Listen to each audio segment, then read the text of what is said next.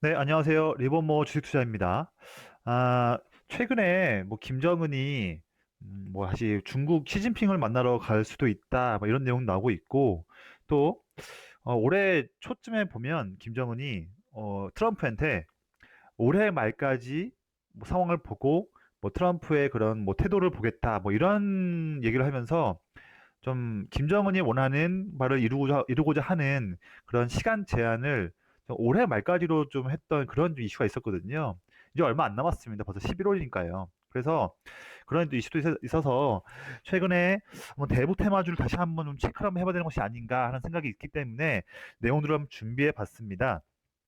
먼저 말씀드리고 싶은 거는 지난 최근 1년 동안 북한, 그다음에 한국, 미국 이 3개 국가 대비 사이에서 어떤 그런 굵직한 좀 이슈가 있었는지를 말씀드리고요.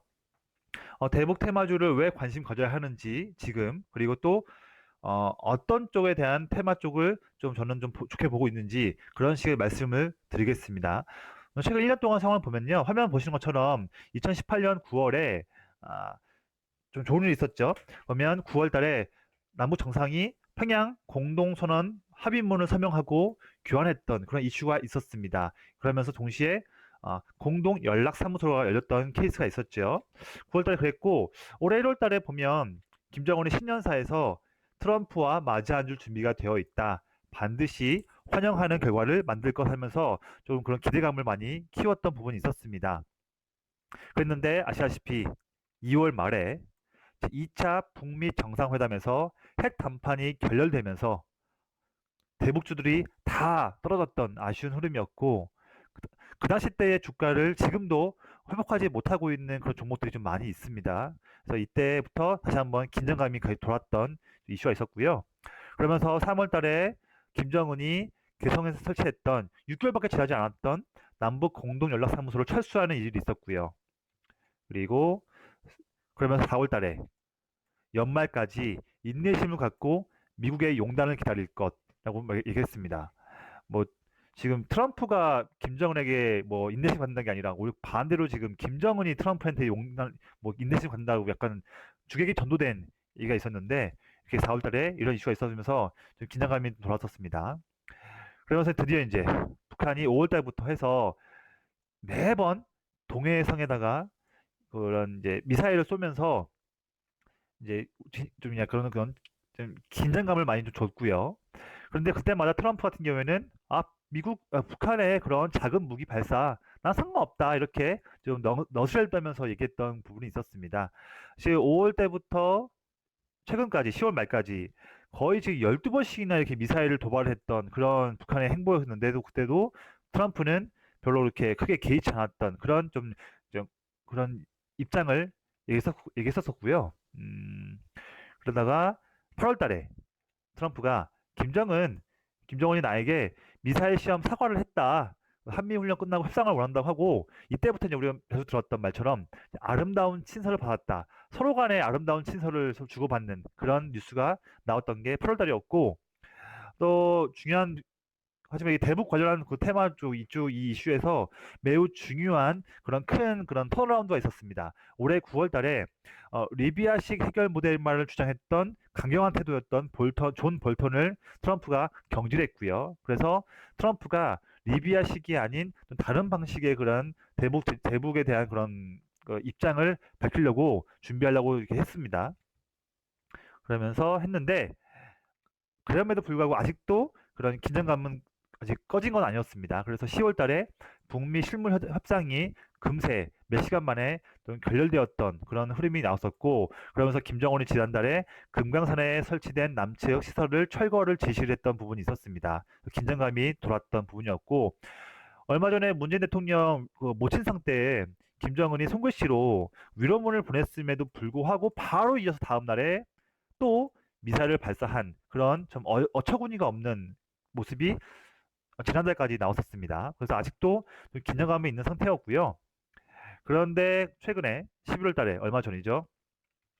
김정은이 연내에 시진핑을 보기로 하면서 먼저 의견을 물어본 다음에 3차 북미 실무 협상을 할 것으로 보여진다는 게 있었고, 어, 물론 트럼프 탄핵과 실무 협상 관련해서 이 부분에 대한 내용을 통해서 12월 달에 다시 한번 제3차 북미 정상회담에 대한 일정이 있을 수도 있겠다는 부분이 현재까지 들려왔던 내용입니다. 그래서 조금은 아직도 긴장감은 많이 있고, 당장 오늘 아침에도 또 김정은이 뭐 그런 개성공단 관련한 부분에서 얘기를 했지만, 그래도 지금은 좀 더 좀 이제 긴장감보다는 오히려 기대감을 갖고서 좀 볼 수 있는 때가 아닌가 생각이 듭니다.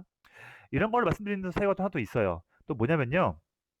지금 트럼프도 지금 많이 지금 쫄려 있는 상황입니다. 내용도 아시겠지만 트럼프가 현재 지금 지지율이 40% 초반밖에 나오지 않고 있어요. 43, 44까지 나왔던 게 41도 지금 안 나오고 있습니다. 지지율이요. 대선이 이제 1년도 안 남았어요. 안 남았는데 지금 트럼프가 사실 재선에서 승리할 수 있는 그런 카드가 몇 개 없습니다. 그 중에 하나 있는 게 제가 좀 메모해 가면서 말씀을 좀 드릴게요. 자, 트럼프의 마지막 희망 쥐고 있는 카드가 먼저 결 이게 첫 번째 카드고요. 두 번째는 북한, 이란 등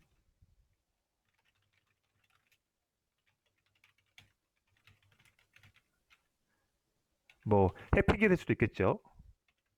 뭐 이런 부분이 트럼프가 마지막 희망 가지고 있는 카드입니다. 근데 어제 속보로 이제 지금 여러 가지 있는 그런 이제 미중 간의 서로 간의 관세를 일부 철폐하겠다는 내용이 나왔기 때문에 이제 뭐 장소가 지금 뭐 미국이 되겠느냐 어디 되겠느냐 얘기 나오고 있는데 아직 정해진 건 아직 아니지만 이 부분 대해서 관세 철폐된 부분 대해서 서명까지 이루어지면 이 부분은 트럼프가 할 수 있을 것 같아요. 두 번째가 또 이제 지지율을 높일 수 있는 카드가 북한, 이란 등과의 관계를 유지하고 잘 풀어가는 부분이 또 카드가 중에 하나가 있는 거거든요.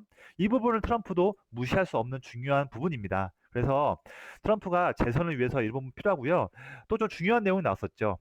근데 어제죠? 어제 그 새벽 때쯤에 아, 사실 트럼프의 많은 미국에 있는 여러 본인이 자신 있는 텃밭 중에서 그 켄터키주가 있었습니다. 거기에서 얼마 전에 그 지방선거해서 그 주지사를 뽑는 게 있었는데요.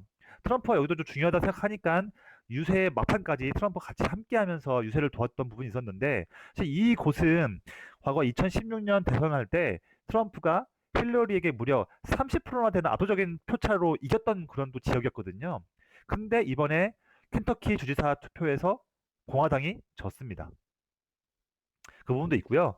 또 다음 주에는 트럼프 우크라이나 스캔들을 통해서 그 트럼프 탄핵 청문회가 생중계로 열립니다. 이 부분도 트럼프한테는 큰 압박이죠. 그리고 얼마 전까지는 트럼프에게 좀 우호적인 그런 얘기를 해줬던 그런 트럼프의 측근들이 오히려 그 발언들을 번복하고 있습니다. 지금 트럼프에게 등을 돌리고 있는 우군들이 이제 많아지고 있다는 것이요. 트럼프는요, 이제 본인이 가지고 있는 중요한 카드들을 빨리 어떻게 해서든 조금씩 해결해 보면서 카드를 내놔야 되는 시점입니다. 1번은 돼가고 있고요. 2번 중요합니다. 북한 이슈입니다. 이 부분이 좀 중요할 것 같습니다. 네. 사실 이거는요, 김정은도 마찬가지예요. 김정은도 트럼프의 이 부분을 이용해서 지금 이 타이밍 때 미국으로부터 얻어낼 수 있는 것들은 얻어내야죠.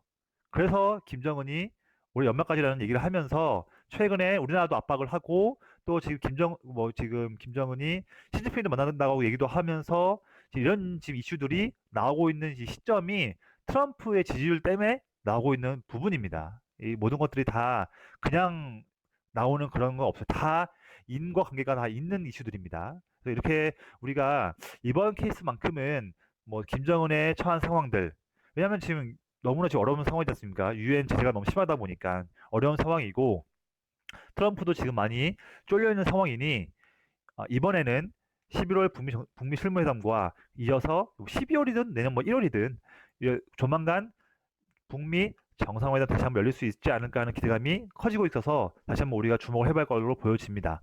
자, 여기에서 제가 좀 보고 싶은 게 이제 그러면 대북 테마들 중에서 많은 그런 테마들이 좀 많이 있지만 저는 먼저 철도 쪽을 먼저 좀 보고 싶어요. 철도 쪽. 왜 그러냐면 사실 김정은이 지금 원하는 것 중에서 두 가지가 있는 게 제가 좀 메모를 해뒀습니다.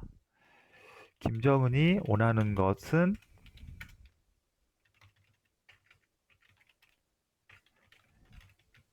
체제가 이 뜻인가요? 예. 체제의 이거죠. 그다음에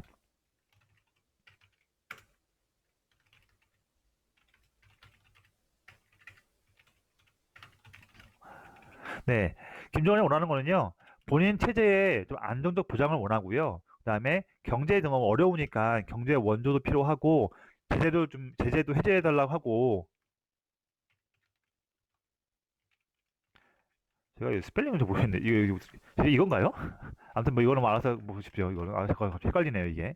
예, 그래서 이 부분이 있습니다. 그래서 지금 이 부분에 대해서 우리는 투자 아이디어를 볼 수 있을 것 같아요. 여기서 저는 이제 철도 쪽을 보는 겁니다. 왜냐하면 북한 입장에서요, 가장 돈 되는 거 먼저 집중할 수밖에 없는 부분입니다. 경제 협력을 남북과 한다 하더라도요. 가장 중요한 것은 철도 부분이냐. 왜냐면요, 작년 9월 19일에 작년 9.19 군사 합의 때 17개의 합의 중에서 현재 이행된 것은요, 된 건 겨우 한 개. 뭐 이 부분 이거 말고는 된 게 지금 없습니다. 왜냐하면 북한은 당연히 말씀드렸다시피 당장 돈 되는 거 먼저 하고 싶은 거예요. 왜냐 지금 이게 이번 이 이슈가 중요하니까요. 예, 이런 거고 그리고 철도 쪽 관련해서 보면 우리나라도 보면 과거에 그 박정희 대통령께서 그 경제를 살리려고 했었을 때 가장 먼저 한 게 그런 여러 가지 뭐 물자나 그런 뭐 인구의 그런 이동을 원활하기 위해서 운송 인프라를 먼저 확충했던 게 국산무였거든요. 북한도 마찬가지입니다. 현재 지금 북한의 철도가 많이 노후화되어 있기 때문에 이거를 빨리 해결해야 돼요. 그래야 경제가 빨리 발전할 수 있습니다. 그렇기 때문에 철도 부분, 도로 부분이 좀 중요할 걸로 보여지고요. 물론 다른 부분도 있겠죠. 뭐 예를 들면 DMZ 평화 관련한 부분도 있겠지만 저는 철도 쪽을 좀 관심을 갖는 그런 상황입니다. 사실 지금 철도 쪽이 종목들이 여러 가지가 있죠. 뭐 대아TI, 에코마이스터, 대오AL, 현대로템 이렇게 크게 네 가지 정도 볼 수 있는데요. 저는 좀 관심 있어 하는 종목은 여기서 대아TI입니다. 차트를 보시면 대아TI 제가 조금 이거를 뭐 추천드리는 건 아니고요. 제가 그냥 관심을 갖고 있다 말씀드린 겁니다. 대아TI가 있는데 다른 현대로템, 뭐 대오AL, 에코마이스터 대비해서 이 종목 같은 경우에는 그래도 나름 본연의 그런 실적을 좀 잘 내고 있는 기업이에요. 제가 이거를 분기로 좀 보면요. 지금 매 다른 네 종목 대비해서요. 이 종목만 매 분기마다 의미가 있는 이익을 내고 있습니다. 영업이익률도 잘 내고 있고요. 다른 종목들은요. 널뛰기를 하고 있습니다. 이익을 이익 보다가 또 적자 봤다가 또 이익 보다가 적자 났다가 너무 이렇게 위아래 변동성이 심한 그런 사업 환경인데 대아TI만큼은 작년부터 해서 지금까지 매 분기마다 꾸준하게 이익을 내주고 있는 회사고요. 또 제가 이걸로 보겠습니다. 그리고 이 회사가 네, 여기도 연간 실적도 보면 내내 꾸준한 2016년 확대를 좀 할까요? 네, 2016년에도 이익을 냈고 17년에도 이익을 냈고 18년에도 이익을 냈고 올해에도 1분기, 2분기 내에 43억을 벌었습니다. 이런 기업이 다른 철도주 종목들은 별로 없어요. 예, 다 적자 보기도 하고 하기 때문에 또한 이 기업 보면 부채 비율이 겨우 33%고요. 올해 1분기, 2분기 하더라도 40% 수준입니다. 다른 예를 들면 현대로템, 대오에일 이런 종목들은요 부채 비율이 막 240%, 막 300% 넘어가거든요. 근데 대아TI만 부채 비율이 낮아요. 결국 본업에서도 튼튼하게 일을 하고 있다는 뜻인 거죠. 가급적이면 뭐 테마주에 탄다 하더라도 실적이 튼튼한 종목을 고르는 게 좋지 않을까요? 어쨌든 주가라는 거는 기대감도 있겠지만 또 영업이익에 대한 부분도 따라갈 텐데 그래서 되고 있고 이 기업이 하는 일은 철도 신호 제어 시스템을 만드는 회사인데 북한이 우리나라보다 현재 설치된 그 철도 길이만 하더라도 총 연장이 우리나라보다 한 1.3배가 더 이렇게 잘 많이 깔려 있습니다. 그러면 우리나라에서도 여러 가지 하고 있는데 북한에서 만약에 같이 경협이 이어진다면 철도 발주 이루어지고 레일이 깔리면서 바로 이어서 철도 신호 제어 시스템이 다 깔려야만 하는데 그 시스템에서 대아티아이가 우리나라 1위입니다. 뭐 이런 부분들도 장점 볼 수 있겠죠. 자, 근데 여기서 제가 대아티아이뿐만 아니라 다른 대북 테마주들도 다 같이 뭐 주가의 등락 수준은 있겠지만 어쨌든 뭐 11월, 12월에 북미 관련해서 좋은 내용 나오게 되면 다 같이 좀 오를 수 있겠죠. 방향성은 오를 텐데 중요한 거는 대북 테마주들은요 하루하루의 주가 변동성이 매우 심합니다. 그래서 예를 들면 내가 한 1,000만 원을 매수하고 싶다라고 한다면 그거를 한 번의 타이밍 때 바로 매수해 버리면요 너무 주가 등락이 너무 커서 그 한 번 손실 날 때 그 타이밍 때 버티기 힘드실 수 있습니다.